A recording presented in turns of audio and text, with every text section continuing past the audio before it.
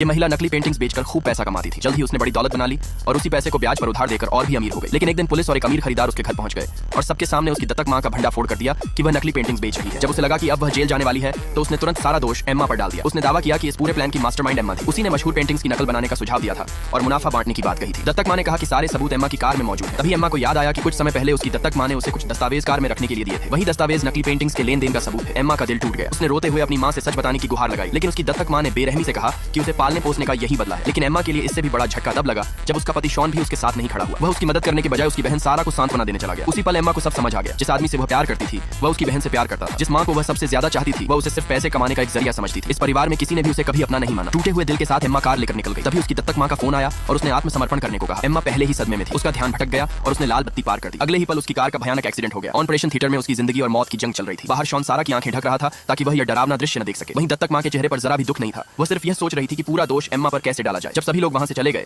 तो वह चुपके से एम्मा के कमरे में पहुंची। उसने एम्मा की ऑक्सीजन ट्यूब निकाल दी और सारे मेडिकल उपकरण बंद कर दिए। फिर उसने ठंडे स्वर में कहा, तुम्हें देखकर मुझे समझ आया कि बिना यह जाने कि सब तुम्हें तुच्छ समझते हैं ऐसी जिंदगी जीना कितना दयनीय होता है। तभी दरवाजे पर दस्तक हुई। दत्तक मां का साथी मेयर किम वहां पहुंच गया। उसे देखकर उसने जल्दी से सारे उपकरण दोबारा चालू कर दिए और वहां से चली गई। यह सुनिश्चित करने के बाद कि आसपास कोई नहीं है, मेयर किम ने एम्मा के पिता को फोन लगाया और फोन उसके कान के पास रख दिया। अपने पिता की आवाज सुनते ही एम्मा पूरी तरह टूट गई। इसके बाद मेयर किम ने उसके सारे उपकरण फिर से जोड़ दिए। एम्मा ने धीरे धीरे आंखें बंद कर लीं और अपनी पूरी जिंदगी याद करने लगी। गोद लिए जाने के बाद से उसने हमेशा एक अच्छी बेटी बनने की कोशिश की थी, लेकिन आखिर उसका अंत ऐसा हुआ। पहली बार उसे अपनी जिंदगी पर पछतावा हुआ। वह बार बार प्रार्थना करने लगी अगर उसे एक और मौका मिले, अगर वह सब कुछ फिर से शुरू कर सके तो वह उन सभी लोगों से बदला लेगी जिन्होंने उसे धोखा दिया था। तभी अचानक अलार्म बजा। एम्मा झटके से बिस्तर पर उठ बैठी। उसे एहसास हुआ कि वह मरी नहीं है, बल्कि वह एक साल पीछे अपनी सगाई वाले दिन पर लौट आई। इस बार उसने फैसला कर लिया था अब वह अपनी जिंदगी की कमान खुद संभालेगी और उन सभी लोगों से बदला लेगी जिन्होंने उसे दर्द दिया।